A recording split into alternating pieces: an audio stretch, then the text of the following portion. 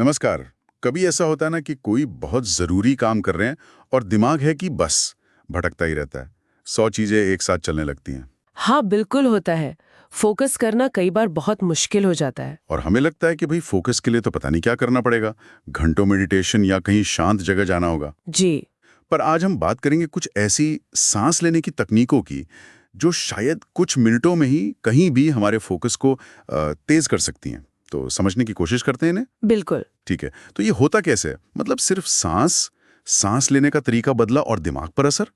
सुनने में तो थोड़ा जादुई सा लगता है ये। हाँ, है तो दिलचस्प।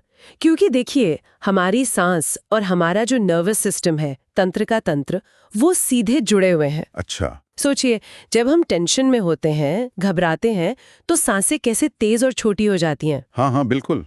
वो क्या है?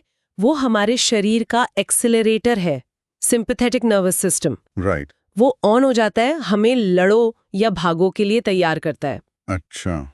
लेकिन जब हम जानबूझकर आराम से गहरी सांस लेते हैं, धीमी, तो हम शरीर के ब्रेक सिस्टम को एक्टिवेट करते हैं, parasympathetic nervous system. Brake system. अच्छा, हाँ।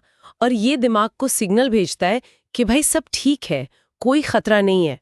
तो शरीर शांत होता है, आराम मिलता है और फिर फोकस करना आसान हो जाता है। वाह, मतलब सांस ही वो चाबी है जिससे हम ये सिस्टम बदल सकते हैं। जी, सांस ही शरीर का वो ऑटोमेटिक फंक्शन है जिसे हम अपनी मर्जी से कंट्रोल कर सकते हैं।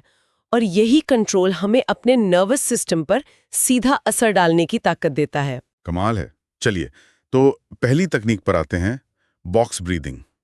समावर्ती प्राणायाम भी कहते हैं शायद। ये सुनने में आसान लग रही है। हाँ, ये बहुत ही सीधी लेकिन बहुत असरदार तकनीक है और कहीं भी कर सकते हैं। इसमें ना 4 बराबर हिस्से हैं, जैसे एक बॉक्स के 4 कोने होते हैं। अच्छा, कैसे? 4 सेकंड तक सांस अंदर लेनी है, हम्म। फिर 4 सेकंड रोकनी है, हम्म। फिर 4 सेकंड में सांस बाहर छोड़नी है और आखिर में 4 सेकंड के लिए बाहर ही रोक कर रखनी है। 4 4 4 4, एक बॉक्स जैसा। बिल्कुल। ये जो बराबर का नाप है ना, और ये जो ठहराव है बीच में, यही कमाल करता है। पर ये काम क्यों करता है? मतलब सिर्फ गिनती गिनने से क्या होता? ये जो एक रिदम बनता है ना, एक लय, ये दिमाग को एक स्थिरता का, एक स्टेबिलिटी का सिग्नल भेजता है। अच्छा। जैसे वो दिमाग में बेचैनी चल रही होती है, लड़ो या भागो वाली हड़बड़ी, उसको ये तोड़ता है। और जो सांस रोकने वाले हिस्से हैं, वो नर्वस सिस्टम को जैसे रीसेट करते हैं और धीमी गति हमारे ब्रेक सिस्टम को जगा देती है। नतीजा, फौरन शांति महसूस होती है, फोकस बेहतर होता है। ये तो सच में आसान है, कहीं भी कर सकते हैं। अच्छा, ये तो हुई बॉक्स ब्रीदिंग जो संतुलन पर जोर देती है। एक और तकनीक मैंने सुनी है, अनुलोम विलोम या नाड़ी शोधन।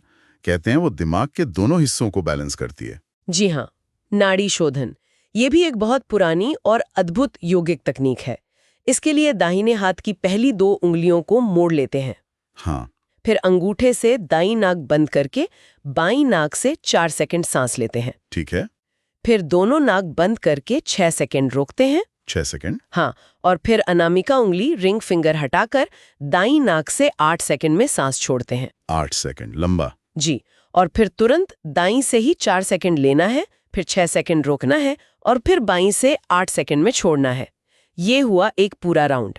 तो 4 6 8 का रेशियो और एक नाक से लेना, दूसरी से छोड़ना, इसका क्या खास लॉजिक है? माना जाता है कि हमारी जो दाईं नासिका है वो दिमाग के लेफ्ट साइड से जुड़ी है, लॉजिक, एनालिसिस वगैरह। और बाईं नासिका दिमाग के राइट साइड से, क्रिएटिविटी, भावनाएं। अच्छा। तो जब हम ऐसे बारी बारी से सांस लेते हैं तो ये दोनों हेमिस्फीयर, दोनों गोलार्धों के बीच एक एक संतुलन, एक हार्मनी बनाता है। ओके।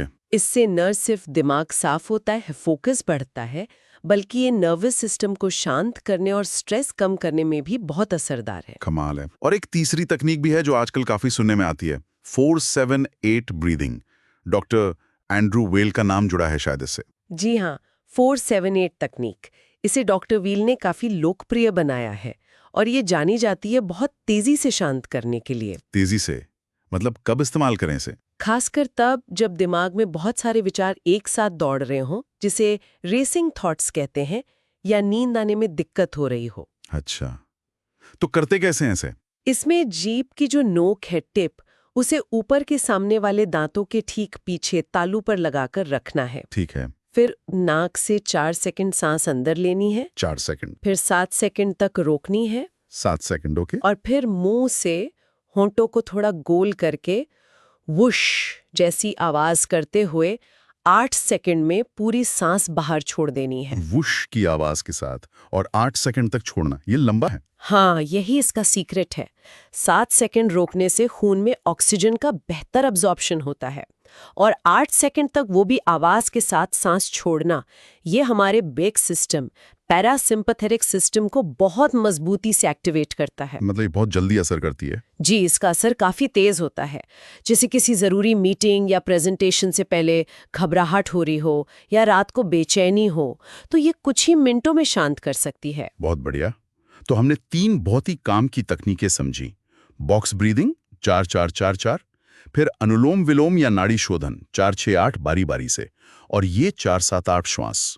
और सबसे अच्छी बात ये कि ये सब बहुत आसान है, कोई खास तामझाम नहीं चाहिए। बिल्कुल, कभी भी कहीं भी। तो इसका मतलब सीधा सा ये हुआ कि जब भी लगे कि ध्यान भटक रहा है या थोड़ा तनाव महसूस हो रहा है, हम इनमें से कोई भी तकनीक इस्तेमाल करके फौरन अपने दिमाग को वापस ट्रैक पर ला सकते हैं। हाँ, बिल्कुल, यही तो मूल बात है कि सचेत होकर सांस लेना, कॉन्शियस ब्रीदिंग, सीधे हमारे नर्वस सिस्टम और हमारी मानसिक स्थिति को प्रभावित करती है। चाहे ऑफिस में कुर्सी पर बैठे बैठे कुछ मिनट बॉक्स ब्रीदिंग कर ली, या पढ़ाई के बीच ब्रेक लेकर अनुलोम विलोम, या सोने से पहले 4-7-8, ये छोटे छोटे प्रयास भी बड़ा फर्क ला सकते हैं। सही है।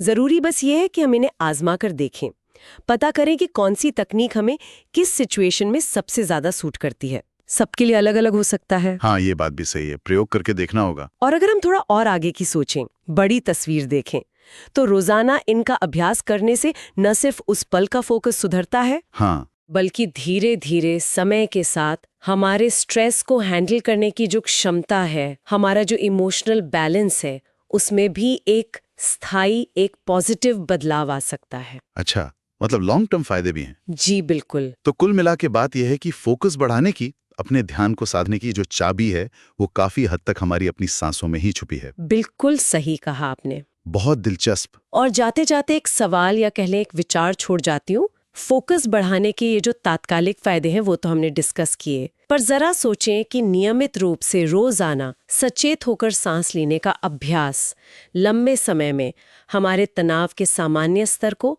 हमारी जो भावनात्मक प्रतिक्रियाएं होती हैं चीजों पर, उनको और किन अनजाने और किन सूक्ष्म तरीकों से बदल सकता है। सोचने वाली बात है।